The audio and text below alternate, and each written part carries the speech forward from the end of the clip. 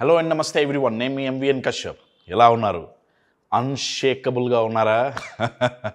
మనల్ని ఏం షేక్ చేస్తాయి అని సింపుల్గా ఒక పదంలో చెప్పాలి అంటే ఇమోషన్స్ షేక్ చేస్తాయండి. Yes or no? మన ఫీలింగ్స్, మన ఇమోషన్స్, రైట్? రీసెర్చ్ ఏం చెప్తుందంటే ప్రపంచం మొత్తం మీద ఓన్లీ 36% మంది మాత్రమే ఇమోషనల్గా స్ట్రాంగ్గా ఉన్నారు. ఓన్లీ 36% మంది మాత్రమే ఇమోషనల్గా ఇంటెలిజెంట్గా ఉన్నారు. ఓన్లీ 36% మంది మాత్రమే ఇమోషనల్గా మెచ్యూరిటీతో ఉన్నారు. ఎంతమంది? 36%. 100కి 35 మార్కులు వస్తే పాస్ పర్సెంటేజ్ కదండి. ఇక్కడ ఒక పర్సెంట్ ఎక్కువ ఉంది, 36%. అంటే 100లో 36 మంది. ప్రపంచ జనాభా దగ్గర 900 కోట్ల మందిలో 65% మంది ఎట్లున్నారు? వీక్గా ఉన్నారు, మెచ్యూర్డ్గా లేరు. కశ్యప్, ఇమోషనల్గా వీక్గా ఉంటే నష్టం ఏంటి? స్ట్రాంగ్గానే ఎందుకు ఉండాలి? మెచ్యూరిటీ లేకపోతే వచ్చి నష్టం ఏంటి? ఇమోషనల్గా నష్టం ఏంటంటే అండి, దీని గురించి ఇంకొక సంస్థ రీసెర్చ్ చేసింది. ఏం చెప్పిందంటే, ఎవరైతే ఇమోషనల్గా స్ట్రాంగ్గా ఉంటారో, ఎవరైతే ఇమోషనల్గా మెచ్యూరిటీతో ఉంటారో, ఆ ఇమోషనల్ ఇంటెలిజెన్స్ ఉంటుందో వాళ్ళు సంవత్సరానికి, ఇది చాలా చాలా షాకింగ్ స్టాట్స్ అండి. ఇది సంవత్సరానికి దగ్గర యావరేజ్ తీసుకుంటే $20,000 ఎక్కువ సంపాదిస్తున్నారు. ఎంత? $20,000 అండి. అంటే యావరేజ్ వేసుకున్నా సరే దగ్గర ఎంత? 15 నుంచి 16 లక్షలు సంపాదించడం అంటే నార్మల్ సంపాదన కాదు. వాళ్ళు సంపాదించేది కాకుండా అదనంగా సంపాదిస్తున్నారు. కశ్యప్, సంపాదనకి ఇమోషనల్ ఇంటెలిజెన్స్కి ఏంటి సంబంధం? ఎందుకంటే ఎవరైతే ఇమోషనల్గా స్ట్రాంగ్గా మెచ్యూర్డ్గా స్టేబుల్గా ఉంటారో వాళ్ళ ఆలోచన విధానం అన్షేకబుల్గా ఉంటుందండి. వాళ్ళు ప్రాపర్గా నిర్ణయాలు తీసుకోగలుగుతారు, కరెక్ట్ టైంలో కరెక్ట్ నిర్ణయం తీసుకోగలుగుతారు. అలా తీసుకోవటం వల్ల సమస్యల్ని సాల్వ్ చేయగలరు. అందుకే వాళ్ళు ఎక్కువ సంపాదించగలుగుతున్నారు. మై డియర్ ఫ్రెండ్స్, ఇమోషనల్గా స్ట్రాంగ్గా ఉండటం అనేది లగ్జరీ కాదు. ప్రతి ఒక్కళ్ళం స్ట్రాంగ్గా మెచ్యూర్డ్గా ఉండాల్సిందే. అయితే ఇమోషనల్గా మనల్ని వీక్ చేయటానికి 4 మెయిన్ కారణాలు నేను ఇవాళ చెప్తానండి. ఏ 4 రాంగ్ ఎక్స్పెక్టేషన్స్ ఉంటే మనం వీక్ అయిపోతున్నాం, లేదా ఈ 4 ఉండటం వల్ల మనం మెచ్యూరిటీ కోల్పోతున్నాం, స్ట్రాంగ్గా ఉండలేకపోతున్నాం, ఆ 4 ఏంటి అనేది నేను ఈ వీడియోలో డిస్కస్ చేస్తాను.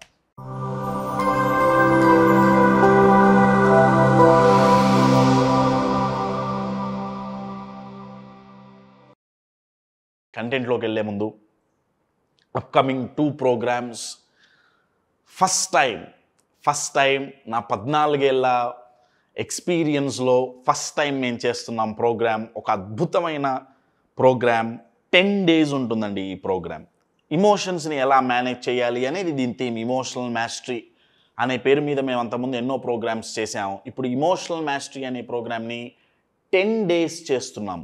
ప్యూర్లీ ఆన్లైన్లో లైవ్లో ఉంటుంది. రోజు 1.5 hour క్లాస్ ఉంటుంది.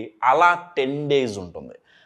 దీనికి ఇలా డిజైన్ చేయడానికి మెయిన్ కారణం ఏంటంటే ప్రతి ఒక్కళ్ళకి ప్రైజ్ అందుబాటులో ఉండాలి. సో ద మోస్ట్ అఫోర్డబుల్ ప్రైస్తో ఈ ప్రోగ్రామ్ చేస్తున్నాం. మేలో స్టార్ట్ అవ్వబోతోంది. For more details contact the number on the screen. And జూన్లో మీ అందరి ఫేవరెట్, నా ఫేవరెట్, మనందరి ఫేవరెట్ అన్షేకబుల్ జూన్ ఎండింగ్లో ఉంటుంది. దాని గురించి డీటెయిల్స్ కావాలన్నా you can contact the number on the screen. So first wrong expectation ఏంటంటే నేను ఎప్పుడూ సంతోషంగానే ఉండాలి అనుకోవటం. శబ్దాల్లో తప్పే ఉంది. ఇంత కష్టపడేది పొద్దునుంచి సాయంత్రం వరకు కష్టపడి సంతోషంగా ఉండటానికే కదా. ఇంత శ్రమించేది, ఇంత సంపాదించేది, ఇంత ఉద్యోగాలు చేయటం, ఇన్ని ఆలోచనలు మైండ్లో పెట్టుకోవటం, వీటన్నిటి ఫైనల్ గోల్ ఏంటి? సంతోషంగా ఉండటమే కదా. సంతోషంగా ఉండాలనుకుంటే తప్పే ఉందిరా. ఛాలెంజ్ ఏంటంటే దీంట్లో తప్పేంటంటే అండి, సంతోషంగా ఉండాలనుకోవటం ఎప్పుడూ తప్పు కాదు, చాలా మంచిది. అయితే ప్రతి క్షణం అనుక్షణం నేను ఎప్పుడూ సంతోషంగానే ఉండాలి అంటే దానికి ఆపోజిట్ ఏంటి? నేను ఎప్పుడూ బాధపడకూడదు. అది వర్కౌట్ అవ్వదండి. సంతోషంగా ఉండాలనుకోవడంలో తప్పలేదు, కానీ నేను ఎప్పుడూ బాధపడకూడదు, నాకు జీవితంలో ఎప్పుడు సాడ్నెస్ అనే ఇమోషన్ ట్రిగర్ అవ్వకూడదు, వర్కౌట్ అవ్వదు. దీనివల్ల వచ్చే నష్టం ఏంటి? మనల్ని ఇమోషనల్గా వీక్ చేయటానికి ఇదొక ఫస్ట్ కల్ప్రిట్, కలుపు మొక్క.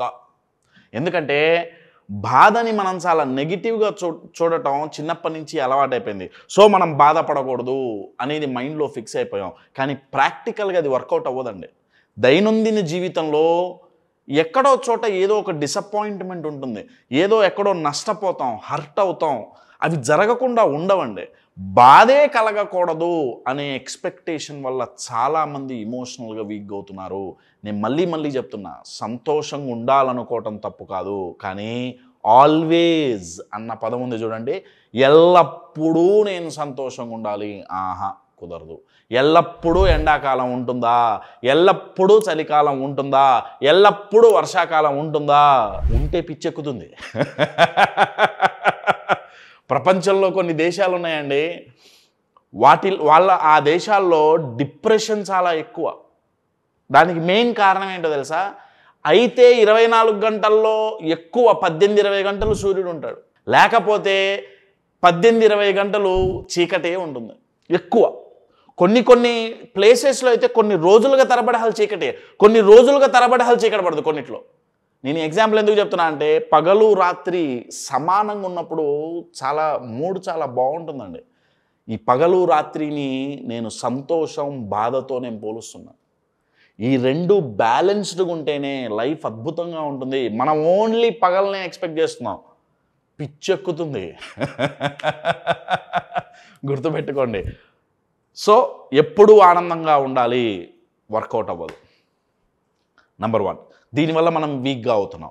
సెకండ్ ఏంటంటే, నేను ఎక్స్ప్రెస్ చేయకుండానే నా గురించి నా అనుకున్న వాళ్ళు నన్ను అర్థం చేసుకోవాలి. ఇది చాలామందిలో కనపడకుండా సబ్కాన్షియస్ మైండ్లో ఈ ఎక్స్పెక్టేషన్ ఉంటుంది. నా అనుకున్న వాళ్ళు ఎవరైతే ఉంటారో, అది నా ఫ్యామిలీ కావచ్చు, నా క్లోజ్ ఫ్రెండ్స్ కావచ్చు, లేకపోతే నా క్లోజ్ కలీగ్స్ కావచ్చు, నేను ఎక్స్ప్రెస్ చేయకుండానే వాళ్ళు నన్ను అర్థం చేసుకోవాలి. ఎట్లా అర్థం చేసుకుంటారండి? నాకు తెలియకడుగుతా. మన మైండ్లో ఏం జరుగుతుందో అవతల వ్యక్తికి ఎట్ట తెలుస్తుంది? కశ్యప్, ఇన్ని సంవత్సరాల నుంచి ఉంటున్నాం కదా, ఇన్ని సంవత్సరాల నుంచి కలిసి ఉంటే తెలవాలి కదా, ఇన్ని సంవత్సరాల నుంచి మనం ఒకే రకంగా ఉన్నామా? ఓసరి వెళ్ళిలాగా రంగులు మార్చలా? ఒకసారి ఆలోచించండి. సేమ్ ఒకే సిచ్యువేషన్లో ఒకసారి మనకు కోపం వచ్చింది, ఇంకొకసారి ఏమో కోపం రాలా. ఎదుటి వ్యక్తికి ఎట్లా అర్థం అవుతామండి? ఎదుటి వ్యక్తికి అదేంటి మొన్న వీడు కోప్పడ్డాడు, ఇప్పుడు ఏం కోప్పడట్లేదు అంటే, నేను ఇలా మాట్లాడితే వీడు కోప్పడతాడా, బాధపడతాడా, సంతోషపడతాడా? మనం కన్సిస్టెన్సీ ఎక్కడ మెయింటైన్ చేసాం? ఒక్కొక్క రోజు ఒక్కొక్క ఇమోషన్ సేమ్ సిచ్యువేషన్లో ట్రిగర్ అవుతుంది. అవతల వ్యక్తికి క్లారిటీ ఎట్టుంటుందండి? మనం అన్ప్రిడిక్టబుల్గా ఉన్నప్పుడు అవతల వ్యక్తి మనల్ని ఎలా అర్థం చేసుకోగలుగుతాడు అనేది నా ప్రశ్న. మనమేమంటున్నాం? నేను ఎక్స్ప్రెస్ చెయ్యకుండానే నా గురించి నేనేమనుకుంటున్నానో అవతల వ్యక్తి అర్థం చేసుకోవాలి. అర్థం చేసుకోలేదు కాబట్టి నేను హర్ట్ అవుతున్నా, ఇమోషనల్గా వీక్ అవుతున్నా. What non sense is this అండి? ఒకసారి ఆలోచించండి. సో అవతల వ్యక్తి మనం ఎక్స్ప్రెస్ చేస్తేనే అర్థం చేసుకోవటం కష్టం ఈ రోజుల్లో. ఎందుకంటే మనం ఎక్స్ప్రెస్ చేయటంలో కూడా చాలా అద్భుతంగా ఉంటుంది మన ఎక్స్ప్రెషన్ కూడా. ప్రేమని కోపం రూపంలో ఎక్స్ప్రెస్ చేస్తుంటారు చాలామంది. అలా ఎక్స్ప్రెస్ చేసినప్పుడు ఏమన్నా అంటే ఒక సెంటెన్స్, ఏదో ఒక కొటేషన్ పట్టుకొస్తారు, బాగా ప్రేమించిన వాళ్ళే కోప్పడతారు. తొక్కలో కొటేషన్ అండి, వర్కౌట్ అవ్వదు అది. నిజంగా ప్రేమిస్తే ప్రేమతోనే ఎక్స్ప్రెస్ చేయాల్సి ఉంటుంది. కోపం ఎందుకండి? కోపంతో ఎక్స్ప్రెస్ చేస్తే ప్రేమ ఎందుకు అవుతుంది? అది అర్థమవుతుందా? సరే, అది ఇంకొక టాపిక్. నేను దాంట్లోకి పోను. 2 రాంగ్ ఎక్స్పెక్టేషన్స్ దొరికినాయి కదా. ఒకటి, ఎప్పుడూ బాధపడకూడదు లేదా ఎప్పుడూ సంతోషంగానే ఉండాలి. ఈ ఎక్స్పెక్టేషన్ వల్ల వీక్ అవుతున్నాం. నెంబర్ 2, నా అనుకున్న వాళ్ళు నేను చెప్పకుండా ఎక్స్ప్రెస్ చేయకపోయినా సరే వాళ్ళు నా ఫీలింగ్స్ అర్థం చేసుకోవాలి. ఇది చాలా డేంజరస్ ఎక్స్పెక్టేషన్. థర్డ్ ఎక్స్పెక్టేషన్ ఏంటంటే, వాళ్ళ మైండ్లో ఏం నడుస్తుందంటే, నేను ఫెయిల్ అయితే నేను వేస్ట్ గాన్ని. అంటే ఇండైరెక్ట్గా వాళ్ళు ఏం చెప్తున్నారంటే, నేను ఎప్పుడూ ఫెయిల్ అవ్వకూడదు. వాళ్ళు 2 పోలుస్తున్నారు. వాళ్ళు ఎలా పోలుస్తారంటే, వాళ్ళ కెపాసిటీని, అంటే వాళ్ళు ఫెయిల్ అయితే వాళ్ళకి అద్భుతమైన శక్తి సామర్థ్యాలు టాలెంట్ లేనట్టు, వాళ్ళు సక్సెస్ అయితే వాళ్ళకి టాలెంటు ఎబిలిటీస్ ఉన్నట్టు. కశ్యప్ జనరల్గా అంతే చేస్తారు కదా, కాదండి, అందరూ చెయ్యరు. ఇమోషనల్గా ఇంటెలిజెంట్ పీపుల్ 36% మంది ఉన్నారన్న కదా, ఆ 36% మంది వాళ్ళు ఫెయిల్ అయితే వాళ్ళు బాధపడతారు, నేను కాదనట్లా. కానీ ఫెయిల్ అయితే ఏం చేయటం వల్ల ఫెయిల్ అయ్యాం, ఏం చేస్తే నెక్స్ట్ టైం ఫెయిల్ అవ్వకుండా ఉంటాం, సక్సెస్ అవుతాం అనేదే ఆలోచిస్తారు తప్ప వాళ్ళు ఫెయిల్ అయితే వాళ్ళని వాళ్ళు ఫెయిల్యూర్స్గా చూసుకోరు. ఇది మీరు బాగా గుర్తుపెట్టుకోవాలి. మనం ఒకసారి ఫెయిల్ అయినంత మాత్రాన మనం ఇన్క్యాపబుల్ కాదు. ఇది బాగా గుర్తుపెట్టుకోవాలండి. ప్రాబబ్లీ మనకు ఆ అప్రోచ్ తెలిసి ఉండకపోవచ్చు, చేసిన విధానం కరెక్ట్ అయి ఉండకపోవచ్చు. ఇంతెందుకండి, నేను ఒక ఎగ్జాంపుల్ చెప్తా. మీరు గూగుల్లో పోయి కొడితే క్రికెట్లో హయ్యెస్ట్ డక్అవుట్లు అయిన వాళ్ళు ఎవరు అంటే హయ్యెస్ట్ ముత్తయ్య మురళీధరన్ ఎవరిదో వస్తుంది. 56 సార్లు ఎన్నిసార్లు అటెండ్ అయ్యాడు. ఆ లిస్ట్లో చూస్తే యూజువల్గా 90 నుంచి 95% మంది బౌలర్లే ఉంటారు. అంటే వాళ్ళకి బ్యాటింగ్ రాదు కాబట్టి డక్అవుట్లు అయ్యారు. ఆ లిస్టులో ఒక బ్యాట్స్మెన్ ఉన్నానండి, 35 సార్లు దగ్గర డక్అవుట్ అయిన ఒక ఇంటర్నేషనల్ బ్యాట్స్మెన్. 35 సార్లు అయ్యాడు ఆయన. ఎవరో తెలుసా? పేరు చెప్తే ఆశ్చర్యపోతారు. ఆ legendary batsmen, legendary cricketer Virat Kohli. మరి అన్నిసార్లు డక్అవుట్ అయ్యాడు కాబట్టి ఆయనకు అసలు క్రికెట్ అనే టాలెంటే లేదా ఆయనలో క్రికెట్ ఆడే కెపాసిటీయే లేదా? అందుకే చెప్తున్నానండి, ఫెయిల్యూర్స్ మిమ్మల్ని నిర్వచించవు. ఇది మీరు బాగా గుర్తుపెట్టుకోండి. ఈ మూడు ఎక్స్పెక్టేషన్స్ ఎవరిలో అయితే ఉంటాయో వాళ్ళు ఇమోషనల్గా చాలా వీక్ అవుతుంటారు. కశ్యప్ మరి 4వ ఎక్స్పెక్టేషన్ ఏంటి? 4వది కాదు, ఇంకొక 3 జాయిన్ చేసి ఇంకొక 4 ఎక్స్పెక్టేషన్స్, రాంగ్ ఎక్స్పెక్టేషన్స్తో ఇంకొక వీడియోతో నేను మీ ముందుకు వస్తాను. ఈ 3 మీలో ఉన్నాయేమో చెక్ చేసుకోండి. మై డియర్ ఫ్రెండ్స్, ఇమోషనల్గా స్ట్రాంగ్గా ఉండటం, ఇమోషనల్గా మెచ్యూర్డ్గా ఉండటం ఇది లగ్జరీ కాదు, ప్రతి ఒక్కళ్ళు ఉండాల్సిందే. Emotional mastery 10 days programme. ఒక్కొక్క రోజు ఒక్కొక్క ఇమోషన్ గురించి డిస్కస్ చేస్తాం. One of the greatest opportunities we have these days ఏంటంటే మనం ఏవి కావాలన్నా సరే మనం నేర్చుకోవచ్చండి. ఒకప్పుడు నేర్పించే వాళ్ళు లేరు. So emotional mastery 10 days workshop most affordable ప్రైస్లో జరుగుతుంది. Interested people contact the number on the screen.